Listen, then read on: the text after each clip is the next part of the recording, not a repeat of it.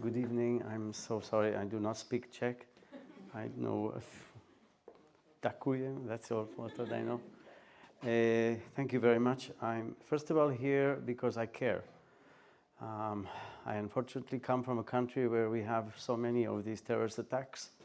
And I always tell people I'm from the most misunderstood country in the world. You know that the brain of this computer is invented every year in Israel. Not London, not New York, not Paris, Israel. Maybe that's why it sometimes doesn't work also. Okay. So first I'm here as a person to person, and that's why I immediately contacted Eva and said I want to come and help. Now in our war, now I've trained 2,600 therapists in 5 months. So I don't know about how psychology and psychotherapy here in Prague, in Czech Republic is. I'm not sure. But in Israel, we are in a transit from more traditional psychotherapy to more evidence-based, more like in England, but we are still very far. And I don't know how it is in the Czech Republic. I'm not a clinical psychologist. I'm a simple scientist. Then probably now half of you will leave. I'm a health psychologist, and my work is more in medicine, much more in medicine than in psychology. But during crisis, I'm doing this work. So I'm from the University of Haifa, which is in the north of Israel. Voila. So I first of all want to dedicate my talk to the Israelis that were killed on October the 7th and our still 134 kidnapped people, the return of our soldiers, and also the innocent women and men on the other side, on the Palestinian side, the innocent ones. And I also want to dedicate my talk to the lost lives that were here in Prague in the shooting. Well, terrorism is on the rise, unfortunately, and it has been like that for the last 2-3 decades. I grew up in Jerusalem, and this is a reality that we had in Jerusalem. So the post-traumatic stress disorder starts with the acute stress response. We're talking about 3 phases from the ASR. I'm happy to give Eva the slides, and then she can give it to all of you. It's not mine, it's yours, okay? I'm serious. Okay. So the first 48 hours are the acute phase, and it's very important to prevent immediately then so that people do not develop PTSD. Most people will not develop PTSD, especially if you treat the first 48 hours. So post-traumatic stress only starts later, and there are a lot of misuse of words. So first of all, the word trauma. People confuse the word trauma. What is trauma? Is it the event or is it your response? The same thing with stress. Is it the stressor or the stress response? People confuse these things. So trauma is defined as an event in which people have fear and helplessness. Not everybody had helplessness on your attack here in the university. Some people did, some people not. Also in our country, on October the 7th, which was horrible, we've never had so many people kidnapped and killed in one day. Not all of Israel was traumatized. On a sociological level, yes, but not on an individual level, because not all of us were helpless. So that's why it's very important not to overuse the word trauma, just like air. Post-traumatic stress disorder starts a month later. And of course, it includes all of these things. It includes exposure to a traumatic event, and then the 4 symptoms of reliving, flashbacks, avoidance. You try not to think about these things. Hyperarousal, and then they added the negative thoughts. I forgot the T over there, the negative thoughts and emotions. It is very debilitating. I don't know if any of you met people with PTSD. It is very, very disabling. So one of the first mistakes that's done in mental health in many countries, again, I'm not sure how it's here, is that people do not measure. That's the first mistake. So they think that you need to measure only if there's a research. It's wrong. You should always measure because that's the more reliable way to know that you're helping. Okay? So in England, where this person is from, your vice dean is from, Vice President, sorry. You cannot treat without measuring. In Israel, the psychologists don't measure. I don't know what is the situation here, but I know that in most East European countries also they don't measure. In most South European countries, France, Italy, Spain, they don't measure. So these measures help the clinicians to know if the patient is doing better. There was one study that only gave measures, no treatment, just measures, and they compared it to not measuring. Even just measuring and telling the patient their situation over the few weeks helps to reduce the symptoms. You see, the aim of treatment is not to be a friend and to make a connection and a contact. That's maybe one of the mechanisms, but that's not the objective of treatment. The objective of treatment is to reduce symptoms and to help people recover and get back on their feet to their quality of life. And the only way to know how this in a more reliable way is by measuring. So there are many, many measures. The best measure is the PCL20. It's a 20 item. But if you don't understand the English, please let me know. Somebody maybe can translate, please. So I like this questionnaire because it's short, like me, and it's very fast. It does not include all the subscales, okay? And you just sum up the title, and you can also get subscales like flashbacks, avoidance, and arousal.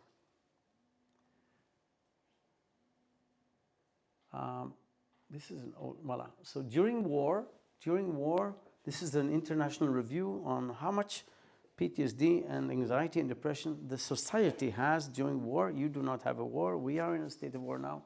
So PTSD is about 23%.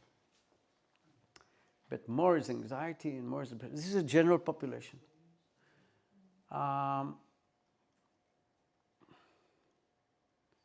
We know who is at risk for PTSD. Again, there is a misconception that personality is very important. It's not so correct. It's not correct. The studies do not show that.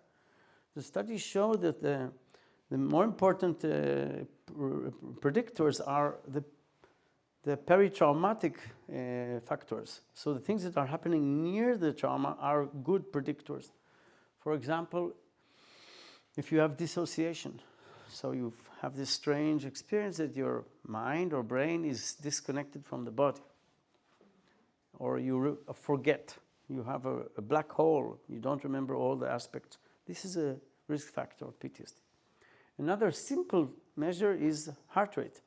So early, if you go to hospital, I suppose in Prague also, and Czech Republic, in many hospitals around the world, you measure fever and temperature and pulse when you enter into a hospital. The pulse is a predictor of PTSD. So over 94 beats per minute is a risk factor of PTSD. The extent of the physical injury is not a predictor. It's important to know the extent of the physical injury is not a reliable predictor. In some studies, there's a positive correlation. In some studies, a negative correlation. In some studies, no correlation. In contrast, I don't have it here. This is a strange version of my talk. In contrast, one study that was done in Israel in a hospital showed that if you ask people from 1 to 10, how stressed are you now? And then an hour later again, the people who say 5 and above will have PTSD. So if somebody says 5, I will speak slower for you. Thank you, I'm sorry. So if somebody says 5 and above twice, they will have PTSD a few months later, or even the second time only. 5 and above, that's a risk factor.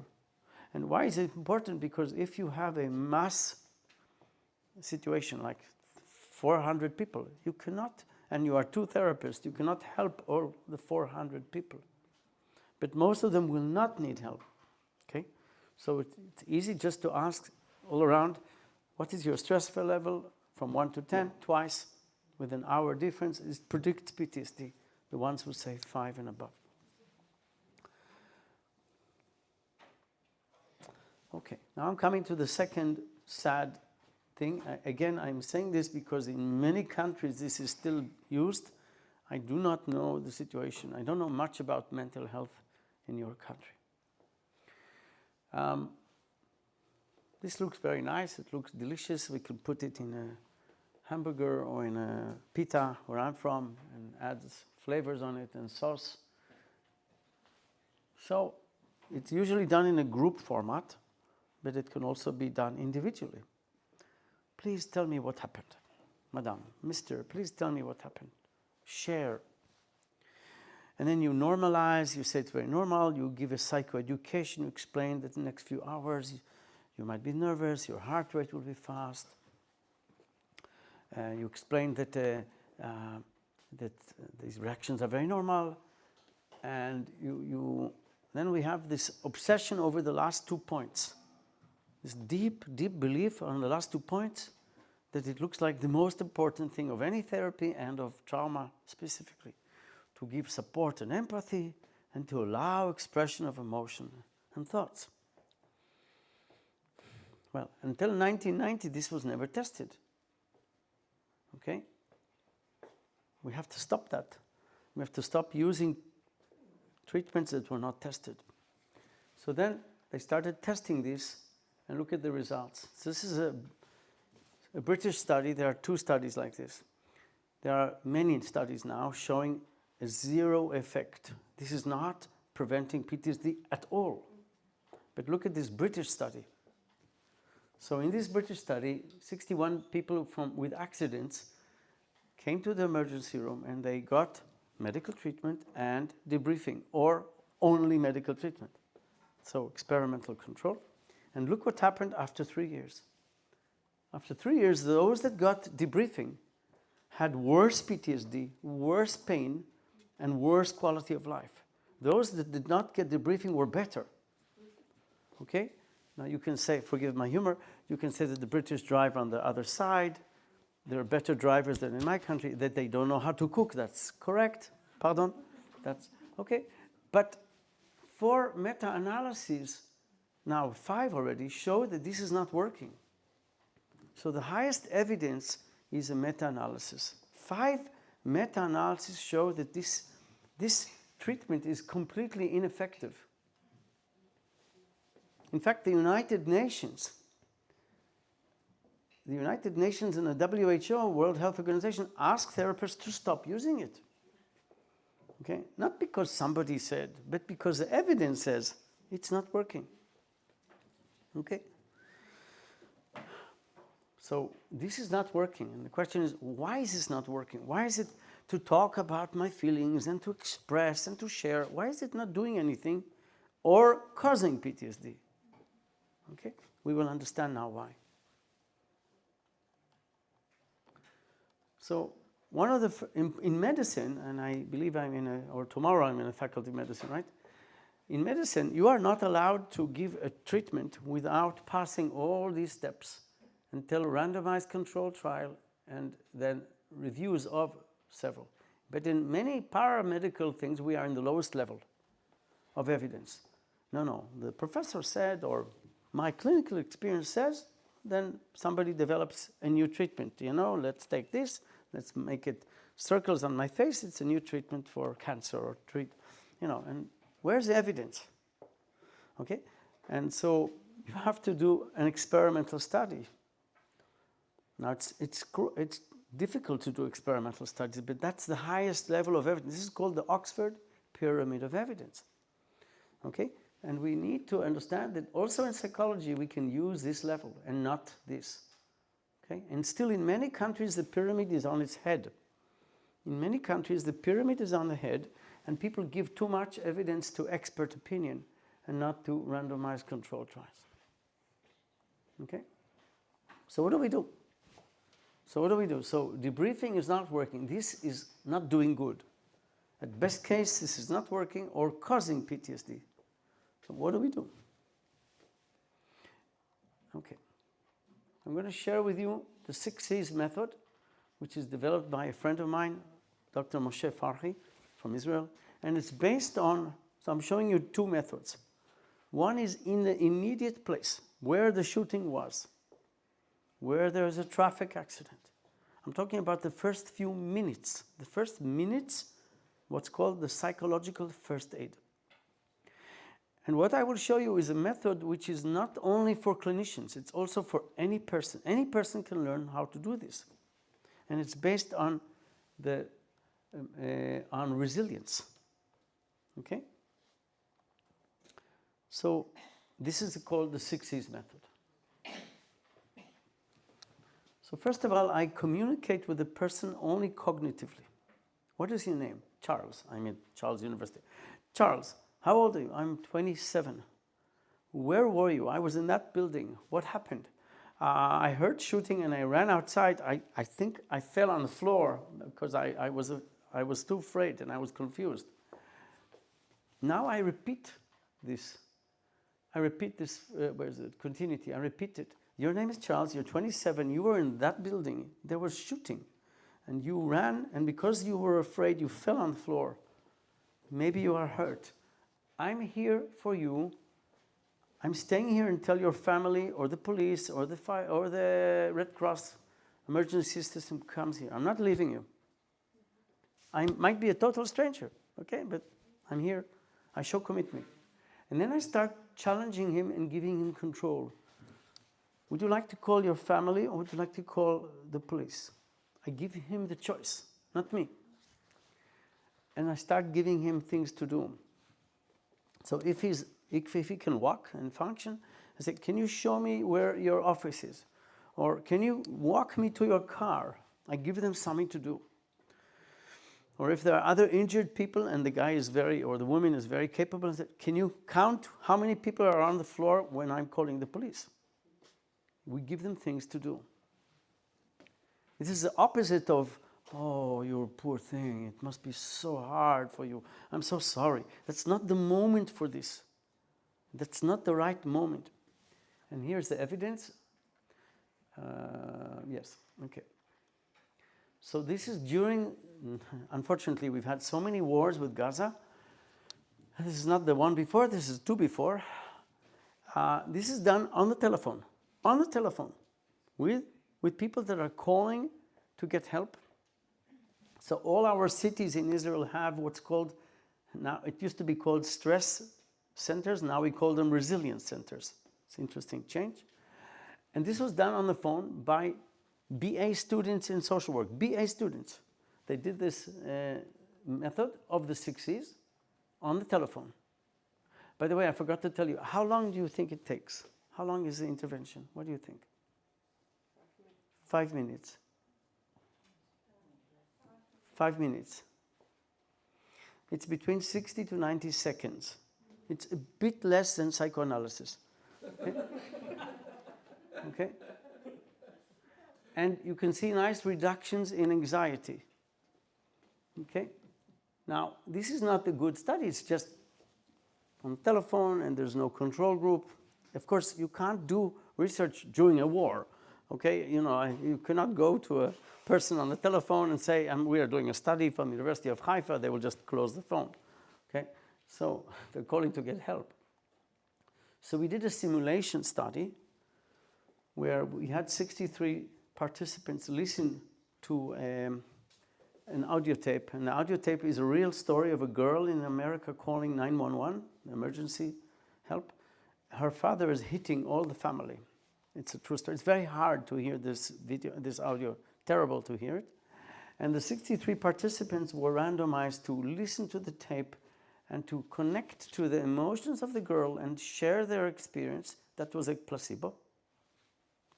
And the experimental group were told what to do according to the 6Cs. Listen to the facts. Listen to the chronological order of the facts. We are here in the experiment. We're not going away. We're listening to you. We are here to help you. And started giving them challenge and control. We gave them things to do. We gave them tasks. And here's the evidence. We measured anxiety, resilience with the questionnaire, and vagal nerve activity. I will come back later. What is vagal nerve activity? It's a parasympathetic response. What happens during stress? The sympathetic goes up and the parasympathetic goes down. And this is what we found. Resilience goes down too much in emotional treatment and does not fully recover. But in the 6 C's, the resilience goes down less and fully recovers. What about vagal nerve activity? Again, the emotional response goes, treatment goes too much down and does not recover. And this is nice. This is nice. The vagal activity goes down and fully recovers. This is called resilience. You need the stress response. During a stressor, it's important to have a stress response, but it should be moderate and temporary. This is called resilience. Resilience is my ability to adapt to a stressful situation and recover fast. In American English, to bounce back. This is exactly the bouncing back. Can you see the blue going back? Okay. And this is an objective measure. Oh, and I don't have here the mirror. The anxiety was exactly the opposite. In the red, it went too much high and didn't fully recover. And in the blue, in the 6 C's, it went up less and they fully recovered. Sorry, I don't have that slide. So we have full support for the 6 C's model of my colleague, Dr. Moshe Farhi. Again, this is the first aid, the first few minutes. And you can teach people in your society and students this as a prevention. So we did a study in the north of Israel where high school students learned to do this. Half of them learned, half of them did not. And then we gave them resilience measures before and after.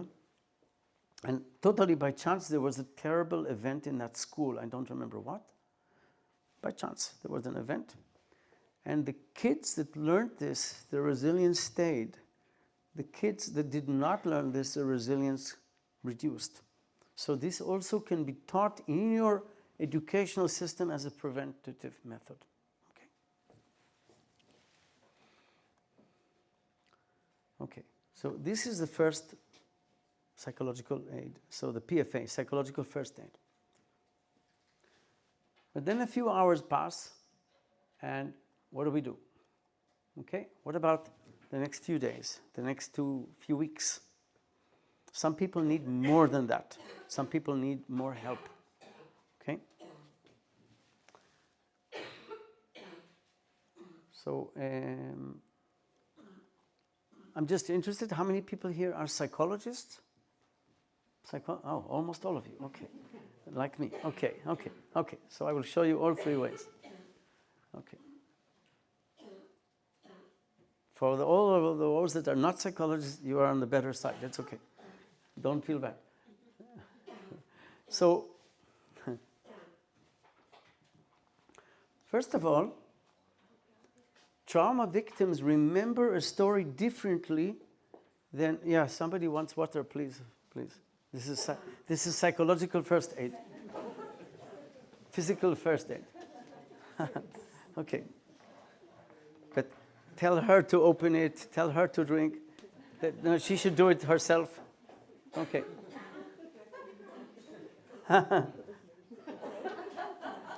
Okay.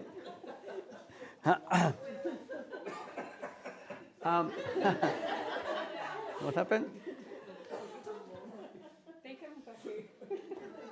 Okay.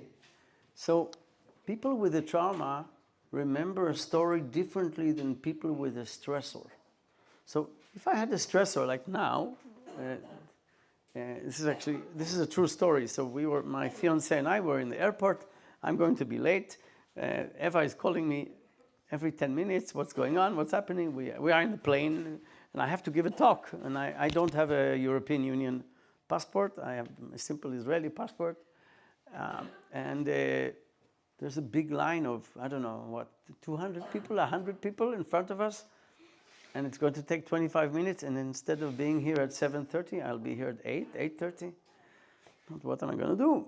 And so I suddenly thought, wait a minute, I'll go to the border control and I'll show him the picture of the invitation to this event. And said, I'm the speaker. And I show him my card. He said, give me your passport. I said, okay, but I'll call my fiance. And then we passed. I never did this in my life. And so it's for you, okay? And so we passed. It was very funny. But this was a stressful situation. It could have been much worse and all that, etc. And then the taxi driver drove like a James Bond driver. I did not tell him to drive so fast, but it was very funny. A trauma is remembered very differently. A trauma is remembered not as a story, not with a beginning, middle, and end. A trauma is recalled, sometimes broken. So instead of 1, 2, 3, 4, 5, it's 1, 7, 4, -1. They remember something from last year, last week. And it's very physical and somatic and emotional. I remember the sound of the shooting in the south of Israel. I remember the boom from the missile. Holocaust survivors years later say, I still remember the smell of the bodies. So it's very somatic and very physical. So most of you are psychologists, so I usually skip this slide if you are not psychologists.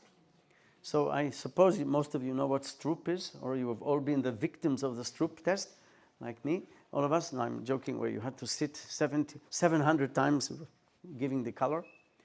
There is an emotional Stroop. Okay, so the emotional Stroop is not where it says green in red, but it's where half the words are emotionally hot and half are neutral. If I had a traffic accident and I have to say the color of the word car, it takes me longer than I have to say the color of the word tap or table or glass or chair. Because the word car is important for my trauma, for the car accident, right? This tells us that the trauma is in a memory that's not so controllable, that is more automatic, and I cannot inhibit it. This is a test of inhibition. It's part of inhibition, control. But everything in the environment that looks like the trauma turns it on. Okay? So it's like the memory is on a scale of 1 to 10. It's never on 0. It's always on 2. It's always there. Anything from the environment that looks like the trauma turns it on. It doesn't need much energy. And I can't stop it. That's what this result tells. This is very robust. It's been shown in many countries, in America, in Iran, in children, in adults. But more importantly is what's going on in the brain. The story of the PTSD is in the brain. So what my mission is to try to bring neuroscience into the clinic. You see, psychiatry and psychology are the only topics in medicine, the only field of medicine where the organ, where the problem is not measured. So in orthopedics, you do an X-ray. In cardiology, you measure the heart. But in psychiatry and clinical psychology, we don't look at the brain. It's a bit strange. So what is done is, these are MRIs or PET scans. In this case, it's MRI. You take 3 groups of people. You take PTSDs. You take people without PTSD, but in the same event, the resilient people, and you take healthy controls. And you look at their brain. So you expose people, they are in the MRI, okay, they are in the MRI, and you look at which brain region turns on and which brain region turns off, okay? Okay. And this is the result. What happens in PTSD is that the limbic response, the amygdala, is overactive and the prefrontal cortex is hypoactive. Amygdala remembers fear and threat. You all know this, I suppose. And it's very automatic. It's very uncontrollable. I'll give you an example of your amygdala without making you afraid. I'm serious. So Friday evening, you go to France, you're invited, and there are 10 people there. You're sitting down, and suddenly your heart rate goes up. And you don't know why. And after 8 seconds, you see this person is, oh my God, this horrible person is here. So your amygdala, it's all biology, sent a signal signal via the eyes and the memory there's a danger, and it turned on the sympathetic response, which is here starts in the brainstem, and it sends signals to the heart, there's a problem. Only a few seconds later, your frontal cortex understood what's going on, okay? That's amygdala. It's very automatic, it's very animalistic, and it's causing a lot of the symptoms. Because remember, the PTSD is where the memories are uncontrollable, and they're very somatic, and they're very sensoric and emotional. And the problem is not that they are not talking about it enough or sharing their emotions about it, that they're not controlling, it's not regulated. We know today that what is the key for mental health is not about emotional expression, but about emotional regulation.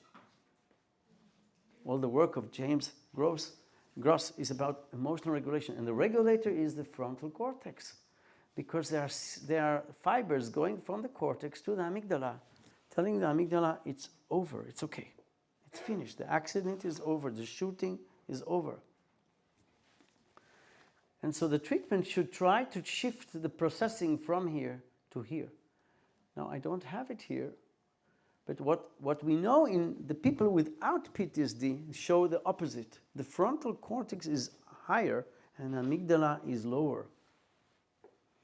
So the non-PTSDs are thinking about the trauma in a more rational way. So we need to help the people with PTSD to move their trauma memory to a more rational level. I want to show you a study that was done in children, a very unique study, not mine, a very unique study. So in children, there's development over time. So they measured their brain over 1 year, very unique study. And they did not look at the brain activity, but at the connectivity. So you know what's important is the connectivity from, where is it? From the amygdala to the cortex, how these are connected. And what they found was that in healthy children, the connectivity from the amygdala to the frontal cortex increases. But in children with PTSD, the frontal amygdala connectivity decreases. So in children with PTSD, the emotional and rational part are not connected. In children without PTSD, their emotional and rational are becoming more connected. So again, these children with PTSD need to get help to process the negative emotions in a more frontal, more verbal, more cognitive way. The same thing with the hippocampus. These are memories. Okay? So what this tells us is that PTSD is about the memory, it's about the brain. And that the problem is not talking about it or not sharing our emotions. This is a very simplistic and, sorry to say, old-fashioned thinking, which maybe in 1910 was understood, but we grew up since then almost more than 100 years. But clinical psychology takes a long time to evolve. Medicine also, okay? Academia is very conservative, and we need to move with time. We need to learn to be more evidence-based. I always say that the British gave, I never praise the British so much, but the British, you are British, the British gave two important things to people. One of them is empiricism, and the second is the Beatles. So how do we do this shift? How do we do the shift from the amygdala to the frontal cortex? So the first clue is from a work by Edna Foa, where she gave us a behavioral method called prolonged exposure. Maybe some of you know what prolonged exposure is. It's a behaviorist treatment. It's a very difficult treatment, but effective and evidence-based. And she met these women. They unfortunately were raped, and she met them for 7 times. And some of the women, their story was more and more organized. And some of the women, the story was still broken. And she noticed that the more the story was organized, their symptoms went down. So I thought, maybe in the first meeting, which is the only meeting, by the way. My treatment, I'll show you, is a one meeting method, maybe two. I organize their story. Why do I have to wait for them to be ready? On which wall does it say that? It's also some kind of old-fashioned notion that we have to wait for the patient to be ready. I want to prevent PTSD. Okay? So they tell their story broken. 1, 5, 6, 7, 1, 2. I repeat it. 1, 2, 3, 4, 5. So I'm not a mirror. I'm not an empathic mirror. I'm a correcting mirror. By the way, I'm using a lot of empathy, you'll see, but people think it's not. The second thing is, what do we do with the emotions and the body sensations? What do we do with that? So this is a work by Ahmed Hariri. He's an Iranian living in America. And this work is not about PTSD. He took healthy students, normal students, and he showed them unpleasant faces. But I could not copy the PDF, so this is my capacity to draw. You can see it's very limited.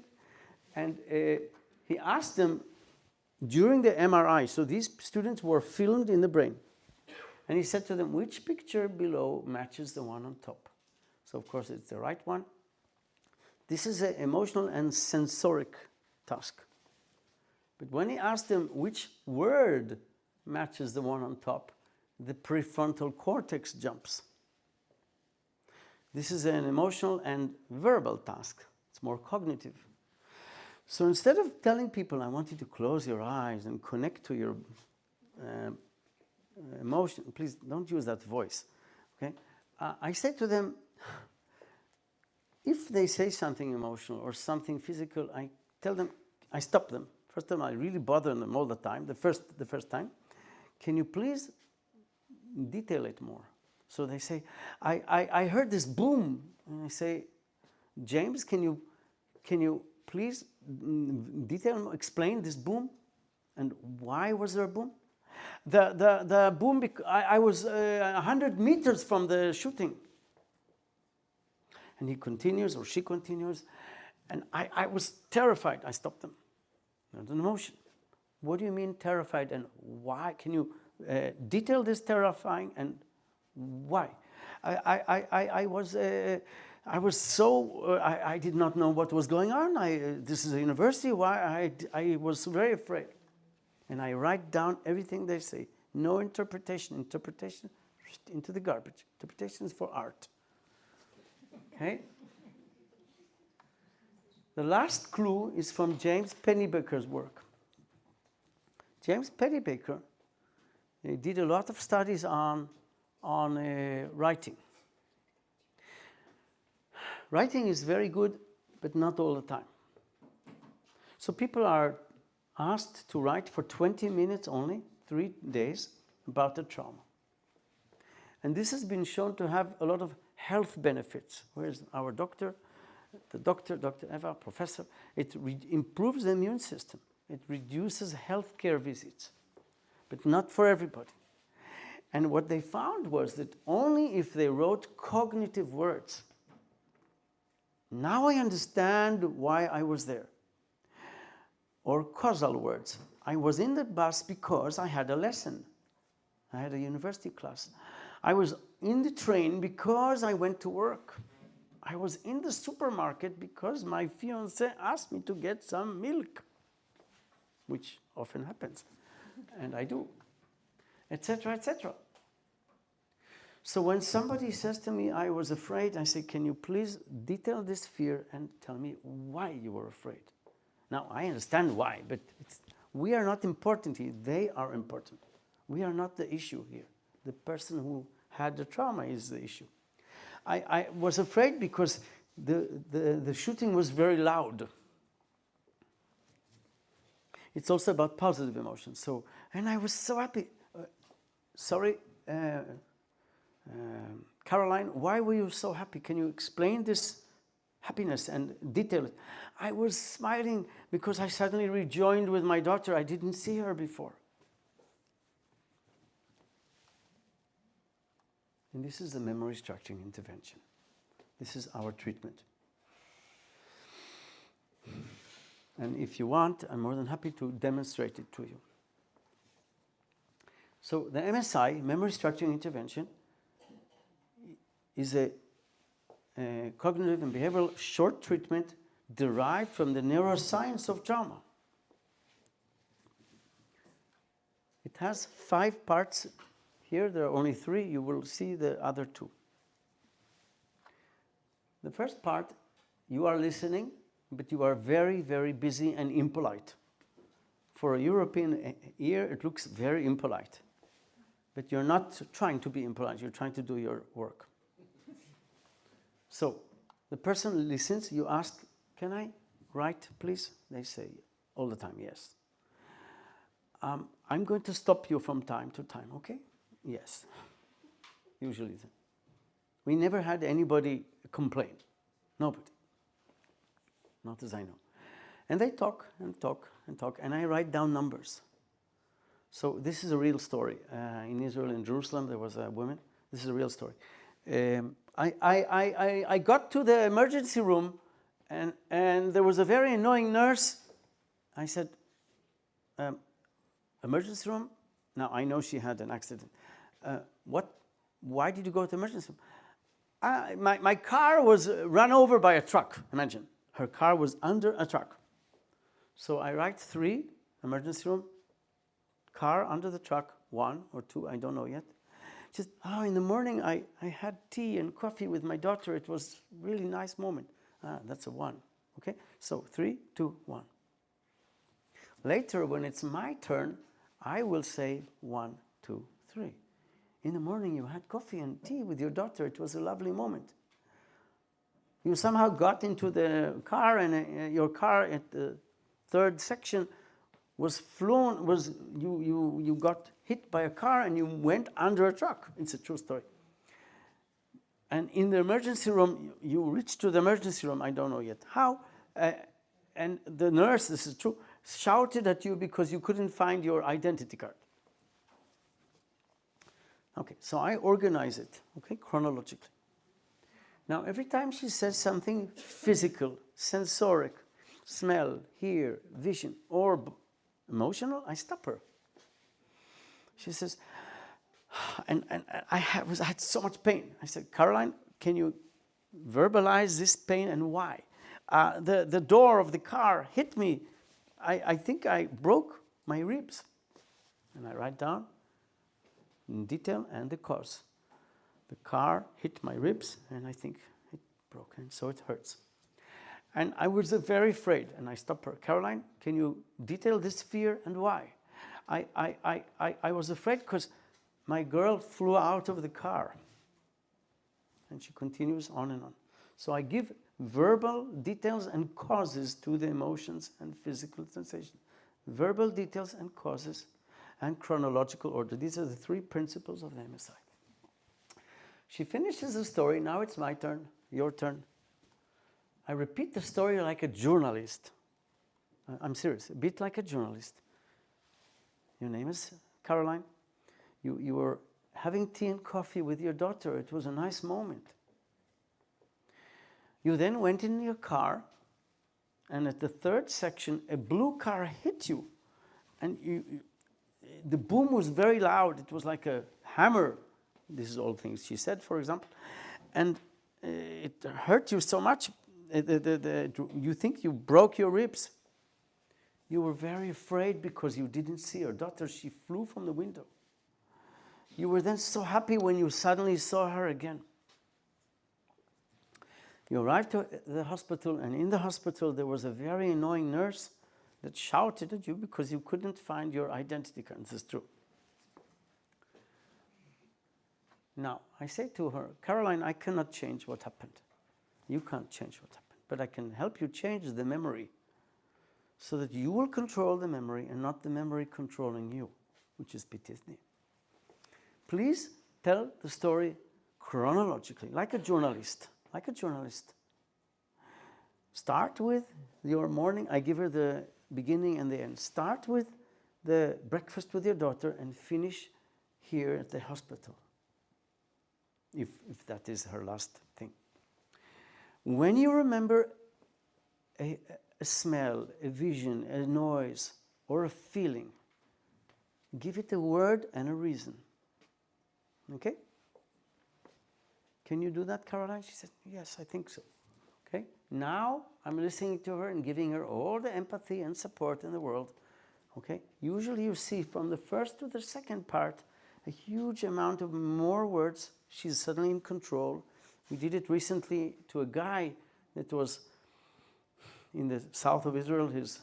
So in his city, the Hamas terrorists came in and just killed many, many people in their houses. His voice was a woman's voice in number 1, and it returned to a man's voice in number 3. The social worker she almost fell off the chair. She couldn't believe it. He became again a guy. Okay? So sometimes they will be totally frozen or very nervous, and in the second time they will be more collected. The frontal cortex is starting to work, we think. Okay, so this is the MSI. Now the MSI is not working because I'm a doctor or professor or I know and I've seen. That's not evidence. Remember, I need to do randomized controlled trials. Only a randomized controlled trial will tell us, is it working or not? Okay, we have to stop this, the lowest level of the pyramid, saying that things work because I'm a specialist or because I'm a professor or because we believe in it. This is not evidence. This is the evidence. Okay, a randomized controlled trial.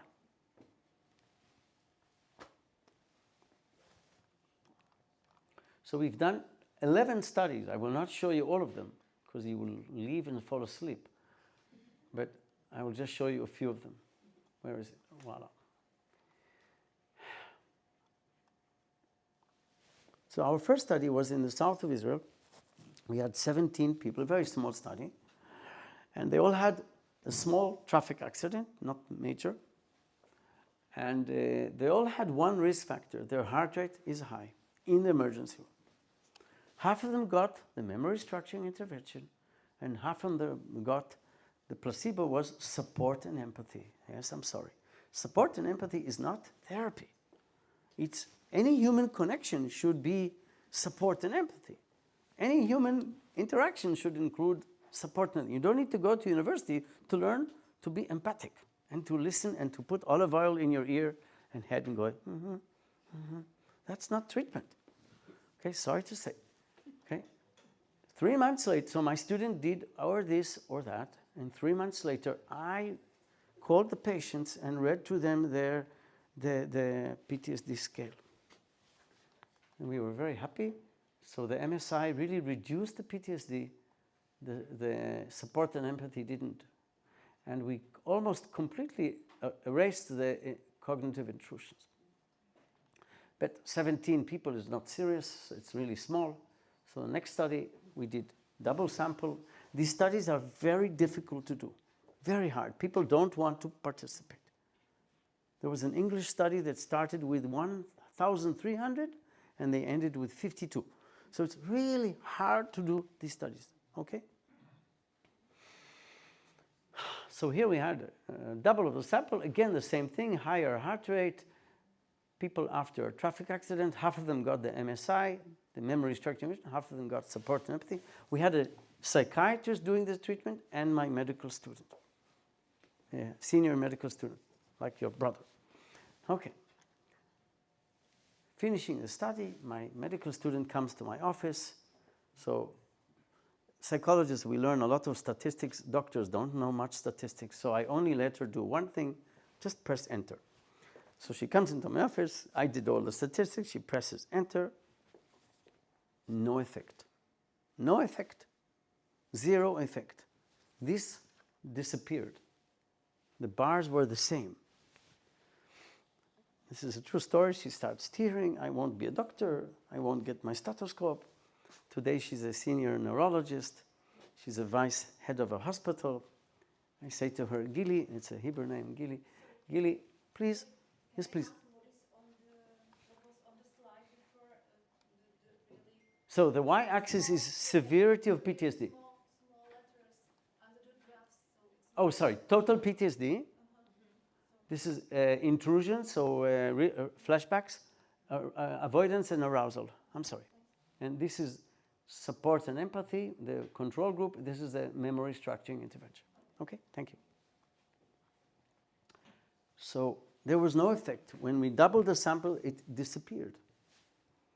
So I said, okay, let's look at gender. And we were shocked. So again, higher means worse, more PTSD. For men, my method, they had more PTSD. Support and empathy worked, helped them. For women, the MSI worked for women and not the support. So our method was only effective for women. And so first of all, I felt very guilty. I wanted to help everybody. Okay, really? And second, this tells us why we need to test everything. The mind is complicated. The brain is complicated. And when you combine them together, it is hard life. We have to test everything. So then we were thinking and thinking. I was with a group of researchers and clinicians. What do we do? Why is it not good for men? What's going on? So there is some evidence that remember I told you that heart rate predicts PTSD, high heart rate. High heart rate is sympathetic. The sympathetic response in some studies is a better predictor in men than in women, in boys than in girls. How can we reduce the sympathetic response without calling the doctor? How can we do it without medication? Somebody has a very high heart rate. What do we do? What can we do? Breathing, excellent. We activate the vagal nerve, okay, which is my friend. So a lot of my work is on the vagal nerve. And the vagal nerve, its activity is related to more frontal activity, which is what we want. The vagal nerve is parasympathetic. And how do we activate it? By slow breathing. 1-5, 1-2, 1-5, or 1-4, 4-6, whatever you want. You need to reduce the breathing to about 5 times a minute instead of 20 times a minute. Okay, and people with high vagal activity, this is vagal activity. It's measured by heart rate variability. So heart rate variability is the changes between in the intervals. The vagus comes from here and it goes to the heart and all these organs, and it's parasympathetic. The vagus is the accordionist of the electrocardiogram. So this is not a good picture, but imagine that your heartbeats are changing, narrow, wide, okay, on the x-axis, on the time. So for the women in this room, suddenly Daniel Craig from James Bond comes in and then leaves. And suddenly there's a boom, somebody blows a balloon and then it leaves and stops. And imagine that your heart rate never changes. So it's a bit strange, right? You need to adapt. It's actually healthy. It's healthy to have changes in the x-axis. And this is called heart rate variability. And Dr. Eva and I that's what we are doing. We're looking at that in corona patients. I'm doing this in cancer patients. This predicts survival. This is a predictor of survival. So higher change is more adaptive. And it predicts less mental diseases, less depression, less anxiety, less PTSD, less heart attacks, less cancer, less stroke. Everything I'm saying is based on evidence. That's the major part. Most of my work is not on trauma, it's on the vagus nerve. So now our new method includes deep, slow breathing for 1 minute. So before the MSI, I first calm people down for 1 minute. I ask them to breathe for 1 minute. And then I do the MSI, the 3 steps of the memory structure. And then I finish again with the breathing. Okay? So the new protocol includes 1 minute of breathing before and after. And then we did a big study, 124 people. A third of them got the memory structuring intervention with vagal breathing. Another group got something similar to the 6 C's, which I showed you before, with vagal breathing. And again, support and empathy was my control. Now, I want to say everybody gets support and empathy, of course, but that's not the main part of the treatment. So these people also get support and empathy. Okay? So we showed a reduction in anxiety here, no change in anxiety here. Men and women, the same thing. This was in an emergency room. So some of these people had severe pain. The pain went down here. Men and women, the same thing, no change in the control. And this was in emergency room. Remember, the heart rate is a predictor of PTSD. Here, the empathy and support starting to do something, but it's not significant. And here, a dramatic reduction in heart rate in the emergency room. Men and women, the same thing. So I'm going to just do a bit more and show you. We now have new evidence to show that this also reduces existing PTSD. So you will tell me, yes, but bless you. You will say to me, Yori, we are a month and a half after the shooting, right? About a month and a half since the shooting? Now, 2 months. Now there are already, some people have PTSD. Maybe 30, maybe 40, maybe 600, I do not know. I hope not. What do we do? Is your method effective for PTSD, which now is, it's not to prevent. So this is the first study we did with nurses, which is a master student of mine, Maya Golan. And Maya is a nurse.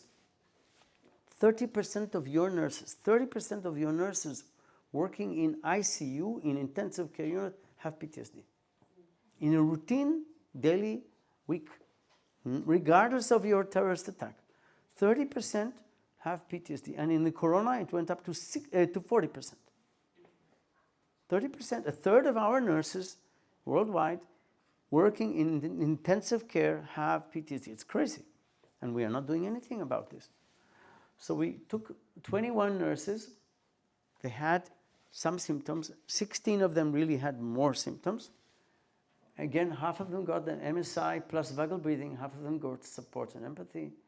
And a month later, we called them up and we had, again, the support and empathy does nothing.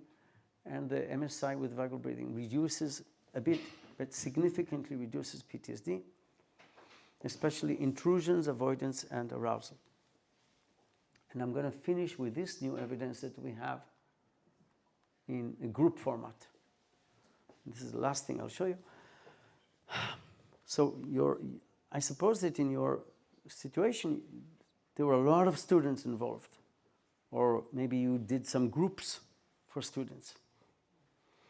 Now, in my country, we have so many people. I don't know if you know, but there was this party in the south of Israel where we had 3,000 people in this party.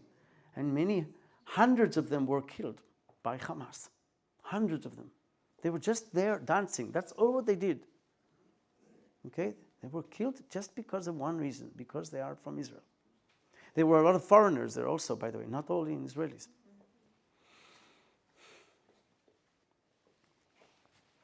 It's even hard for me to talk about it. And you cannot help everybody. You want to help. So again, we don't have enough therapists now in Israel. There are going to be about 1 or 2 million Israelis that will need help. We don't have 500,000 therapists, okay? And so we need to create more efficient ways, okay? So my friend Yoav Ben Basat developed a group format of the MSI. And I was very afraid of doing this. I did not want to. I was afraid that it would be like debriefing. Remember, debriefing is completely ineffective. So this is the MSI in a group format. Most of the work is individual. Only at the end it's with a partner. You sit in a group of 10 people, 8 people, 12 people, and you give them, you know, those little yellow here, these notes. Voila. Thank you. These little sticky notes, okay?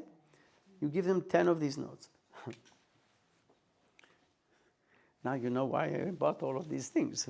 And this is the other part. And you ask them, please write down the name of the event. Give the event a name. So people give it a name. It can be a horrible day, it can be a terrifying moment, whatever. What is your level of anxiety from 1 to 10 when you remember the event now? People give a number, 6, 7, 8, 5. Now let's all do vagal breathing. So I do with them 1 minute of slow breathing. Inhale, hold, exhale. 1 minute. Now I say to them, take all the other 9 notes and divide the event into little parts. Maybe you'll need only 3, maybe 4, maybe you'll need 7, 10. And on each part, you can make a drawing, or you can write a word or a sentence. What happened in that part of the event? Then I give them 3 colors. If something negative happened, or a negative emotion, or a body sensation, make a little red dot and write the reason why you wrote red. Remember, the MSI, you have to give a reason to the emotion. If something good happened in that moment, you had resources, you were empowered, or something good happened, make a green dot circle. If something is in between, orange. So red, green, orange, like a traffic light. Now look at all your notes. Maybe they are confused. Please chronologically organize them. Okay, so they are organizing the notes. Now this method also makes it a bit more like a game. It's still very serious, but it's a bit playful. So it makes it a bit lighter, less traumatic, less heavy. I'm serious. Now comes the group part. Tell your story to the friend next to you. Only to the friend next to you. You tell her, you tell him, etc. And change. But the listener, whenever you see a red circle, asks, why did you make it red? And said, I did it red because I was afraid. I did it red because I was surprised. Okay? I did it red because I had pain. Okay? Whatever. And then I do again deep, slow breathing for 1 minute. And now comes the interesting part. Look at the first note.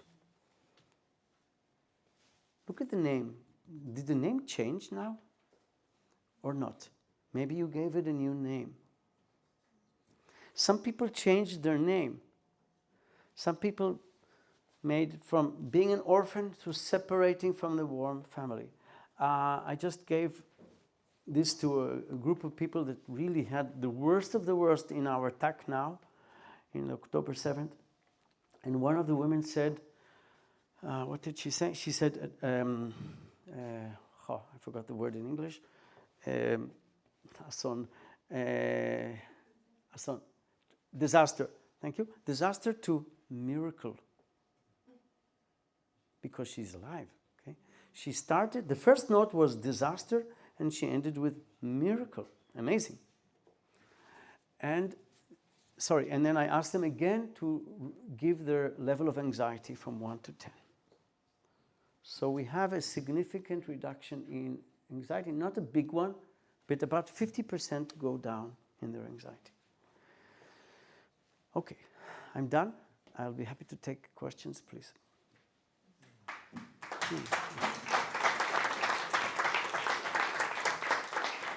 And if you want, I'm more than happy to demonstrate it on somebody if you want.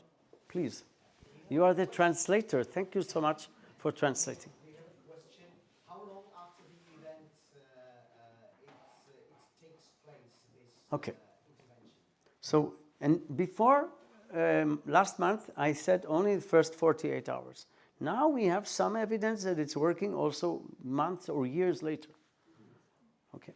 But it's only preliminary evidence.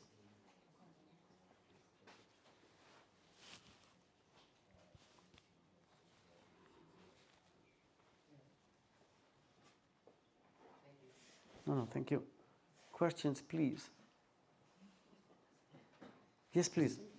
Are you in some discussion with the EMDR and the bilateral stimulation? Right, thank you. I usually get this question. So EMDR, thank you. EMDR, everybody knows what EMDR is? Okay, so? Okay. I thought you were going to go like this, because when you raised your hand. Okay, so EMDR, eye movement desensitization reprocessing. It's similar because it's derived from neuroscience. It's evidence-based, it's working very well, but we do not know why. The evidence, the rationale is not supported. It's not clear why it's working. It's similar in the sense that it's very measurable. You're measuring every 2 minutes all the time anxiety and other things, but it's different, okay? The rationale is more about the bilaterality. I understand that. My other domain is laterality. It's very important. People who use more the left hemisphere are going to be okay. People who use more the right hemisphere are going to be, their prognosis is usually worse. Okay, so the possibility is that the laterality is important, but I'm not convinced that that's why it's working. Okay, but it's working. So it's interesting because aspirin, you know, aspirin, simple aspirin, it works for years, right? There were 8 in the first pharmacology books. There were 8 reasons why it worked. 8 theories. Why is aspirin? It's very simple medication, right? Very simple. Okay. So we sometimes know that something is working. We're not sure. We don't have much evidence of why. Thank you. Also, EMDR takes more time. This is a one-time intervention or two-time intervention. I forgot to say, if somebody is still very confused, I will call them again. So if they're maybe more relaxed, but their story is still very broken, and there are a lot of black holes, I will call them again to do it again. You wanted to ask? Sorry. Please. Hey, did you try it in different cultures, like where the linear description of some stories are different, for example, in Asia or in some Africa country? So I belong to an Israeli humanitarian group called Natan, and I've been working in many, many countries. I've been to Rwanda and to Cameroon, Japan, Nepal, Haiti, and I've done this in many, many societies where we've trained many, many, many therapists. It's very different from culture to culture. In Africa, it was very interesting because they are doing storytelling. So unfortunately, in some countries, they've had not one trauma, they've had maybe 7 or 8. And they go from one story to the next. It's like very long. So what I recommend is if there are many traumas, do each meeting one. But in their culture, it's very hard because they want to talk and go and want to, okay, slow down. And it's funny that you're asking because I taught their psychologist the method. And so they gave the method to their patients one meeting, and the patient said, but where's the therapy? Okay, because they wanted more. It's funny. So there are cultural differences. Yes, indeed, there are cultural differences. In Japan, it was the most strange way to do, because I also could not communicate. I gave this lecture 4 hours with translation. It was crazy, and I did not understand a word. Nothing. It's really strange. I could probably understand more Czech than Japanese, because, no, I'm serious, because it's very funny. It's a very different culture. And it was very hard and even strange in Japan. But people are people. So, but I never tested what, if they continued. We did it after you remember there was a tsunami there and the nuclear reactor. So I went to help for that. So yes, we've taught in many cultures. And in Africa also we have some evidence that the MSI is working. Okay, thank you. Thank you for the question.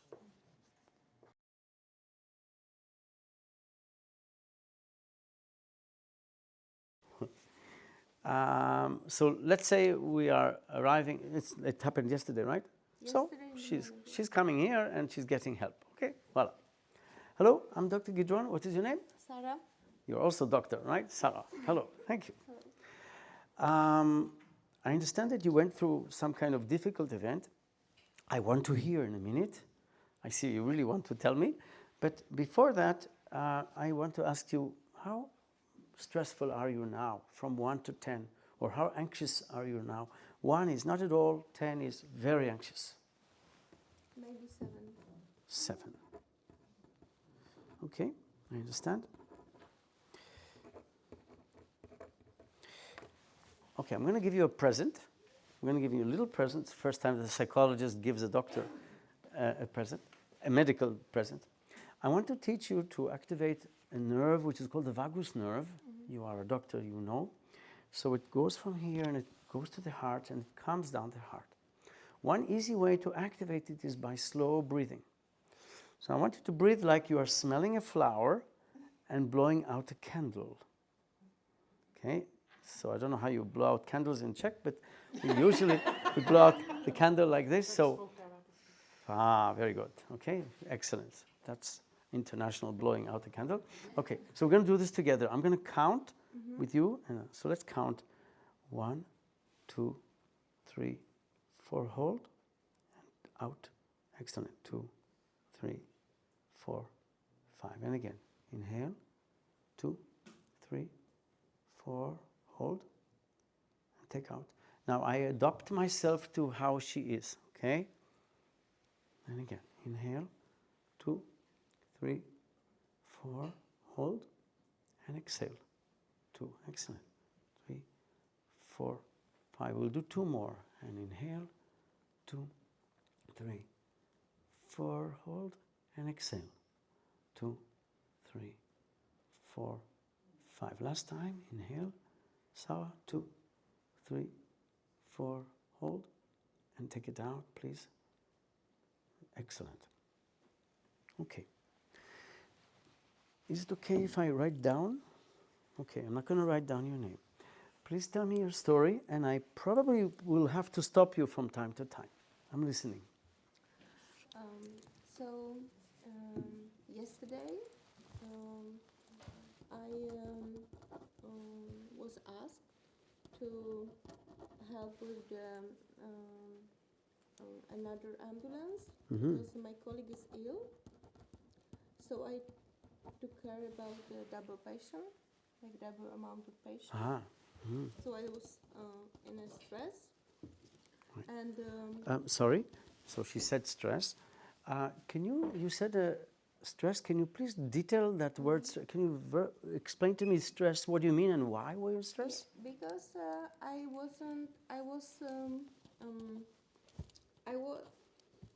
no one didn't ask me about if I would like to do this. So I see. You know? So you were stressed because nobody asked you if you want to do that. Yeah, okay. It was like from the... Like that, boom. Yes. Right. Like an order. Yes. What happened after that? Yeah. So in the morning, the first patient came into my department and he was very aggressive because he didn't see his doctor. He saw different doctors. I'm sorry, I'm bothering you again. What do you mean aggressive and why? You see, I don't want her to have flashbacks about that aggression. I want her to remember it in a more controlled way. What do you mean aggression and why aggression? What do you mean?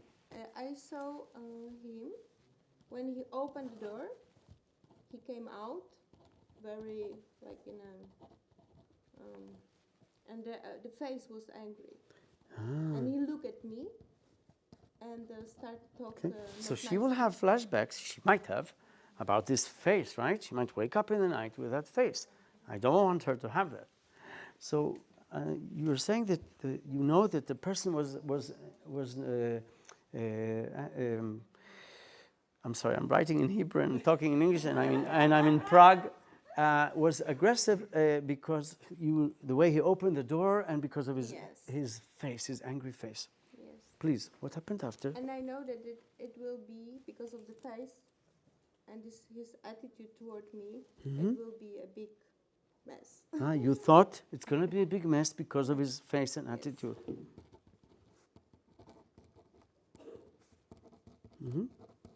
Yeah. Okay. And then everything what I recommend to him, all examination, his mood like changed during this examination, like he down, like happiness and sadness, happiness and Okay, aggression. now also somebody else's emotional state, I stop her. So what do you mean his mood went up and down and why? Can you Always when detail this? Yes, always when I ask him to do what I want, he just stop cooperate because he didn't want to do what I told to him. I see. Okay, and what happened after that, Sarah? And then he was so unhappy that he went out with like a loud voice, and my paper, what I gave to him, he just threw away. And how do you know that he was unhappy? And why was he unhappy? Because he told me this. Ah, I see. And he threw the paper. Yes. I see. Okay. Thank you. Okay, I want to see if I understood. Now I'm in 2. Okay, now it's my turn. I want to see if I understood what you told me, Sarah. I can hardly read my handwriting because I work with doctors. Okay. Your name is Sarah, and you are a doctor. Yesterday you worked in an ambulance, and you were asked to work in another ambulance with double amount of patients. And you felt stressed because you were not even asked whether you wanted to do this or not, and it was like an order. In the morning, there was a patient that arrived, and he was very aggressive. You know that he was aggressive because the way he opened the door and he had an angry face. You told yourself, this is going to be a problem. It's not going to be good. Everything that you asked him to do and that you proposed him to do, he had a change in his mood, went up and down, because you asked him to things and he did not want to do these things. Then he was not happy, he left in a loud voice, and you know that he was not happy because he told you that and because he threw out the paper. Right. Okay. Now, Sarah, I cannot change what happened, and you can't change what happened, but I can help you change the way you remember what happened. So I want you to tell it the way I did, so that you control the story and not the story controls you, which is PTSD. So I want you to do 3 things. Please tell it in a chronological order. Be like the journalist, the journalist of Prague, or somebody in the newspaper of the news. It's still your story. And whenever you remember a vision, a voice, or a feeling, give it a word, a name, and a reason. I saw this because of that. I heard this because of that. I felt this because of that. He felt like this because of that. Okay? Please. Okay. So, yesterday... Now I give her all the empathy from here until New York. Yesterday, I was asked to do much more work than usually. My colleague was ill, so I was asked to do also the colleague's patient, and it was Your sick colleague's yes, patient yes, also. yeah. Wow. Mm-hmm. So That's a lot of patients. so the first patient came into my room, and when he opened the door, his face was unhappy, and he was I know when I saw the face that it will be not good. There's going to be trouble. Mm-hmm. Yes, and during all examination, he didn't co-work with me, and He didn't collaborate. collaborate. Yes, and then he also refused my papers. He threw your papers. I see. Yeah. Okay, so I want to thank you. You told the story in the second way really much more organized. You were more in control, and you explained what you heard, what you saw, what you felt more clearly and with a reason. So in the coming days, you might need to tell this again to your friends, your partner, your neighbors, your dog, whatever. I want you to say it that way. So tell it in chronologically, and whenever you hear or remember a sight or a vision or a feeling, give it a word, a title, and a reason, okay? I also want you to do the breathing that we did a few times a day, especially before you go to bed, okay? So this activates your nerve that will help you sleep better, the vagus nerve, okay? So let's do that breathing again. Okay, so inhale 1, 2, 3, 4, hold, and out, 2, 3, 4, 5, and again inhale, 2, 3, 4, 5, hold, and exhale, 2, excellent, 3, 4, 5, and again inhale, 2, slowly 3, 4, 5, and out, 2, 3, 4, 5, inhale, 2. If the numbers are not okay for you, you can change them, it's okay. Very good. Let's do it one more time. Inhale, 2, 3, 4, 5, hold, and exhale, 2, 3, 4, 5. Very good. Okay, Sarah, please tell me your level of stress now from 1 to 10. 1 is the lowest, 10 is the worst. 2, 3. 2, 3. Okay. That is much better. So you went down from 7 to 2.5. So that's very good. So the next few days, try to practice more the breathing. And thank you very much.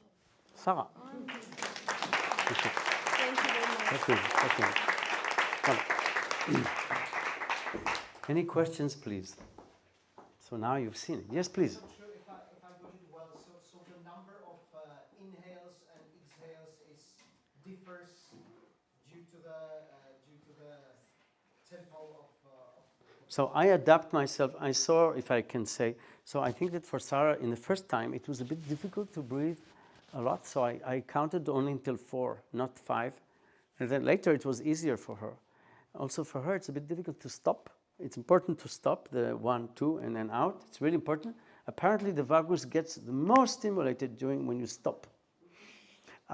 Just 1 second. But for example, if she was minutes after the event, so very, very breathing very fast, I won't do 5, 2, 5. I maybe will do, because the breath, so I'll do 2, 1, 2, 2, 1, 2, and slowly, slowly add numbers. Okay? Thank you. Sarah, you wanted to say? Thank you very much that you come. No. I thank you. I thank you. That's all what you... Okay, thank you. Thank you. I thought you wanted to ask. I appreciate that you are here. You have to thank Professor Eva.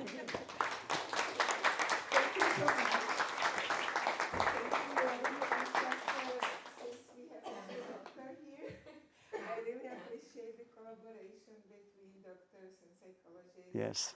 And we have seen in Israel, so like now during the war, and I hope that the connection is going to be closer. I am a clinician, I'm a neurologist, and I use Yori's methods in my patients. It started with cancer patients. I work in the oncology department. And, I just saw it's good. So we have some measurements, evidence-based, and some of you have seen it, how to measure HRV, how to do this. But the basic is this. It's amazing.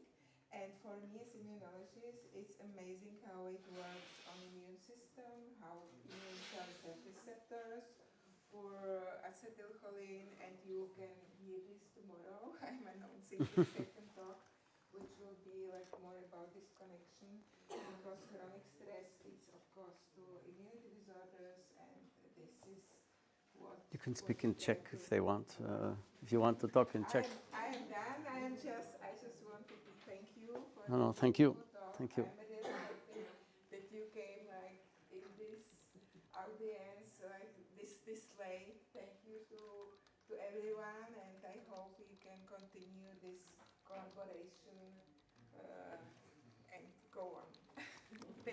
Thank you very much. Thank you very much.